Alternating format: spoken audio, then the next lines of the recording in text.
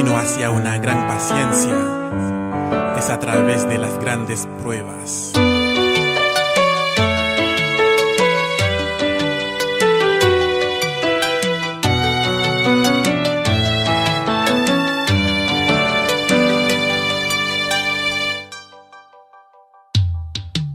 Yo he visto el dolor acercarse a mí, causarme esa herida, golpearme así, y hasta llegué a preguntarme, ¿dónde estabas tú?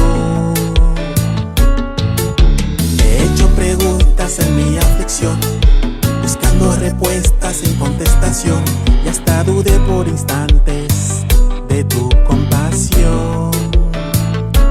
Y aprendí que en la vida todo tiene sentido, y descubrí que todo obra para bien, y que al final será mucho mejor lo que vendrá. Es parte de un propósito y todo bien saldrá. Siempre has estado aquí, tu palabra no has fallado y nunca me has dejado. Descansa mi confianza sobre ti.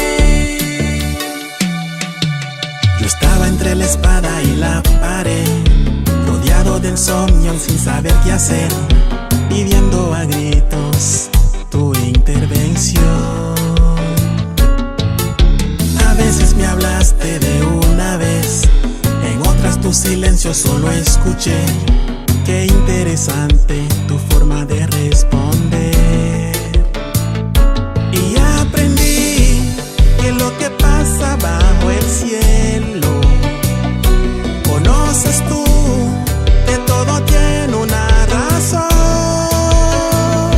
y que al final será mucho mejor lo que vendrá.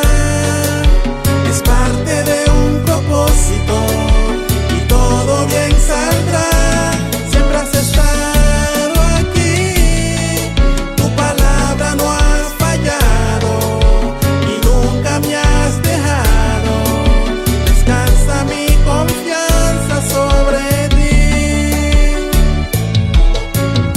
Cuando tú oras, Dios escucha. Cuando tú escuchas, Dios habla. Cuando tú crees, Dios trabaja.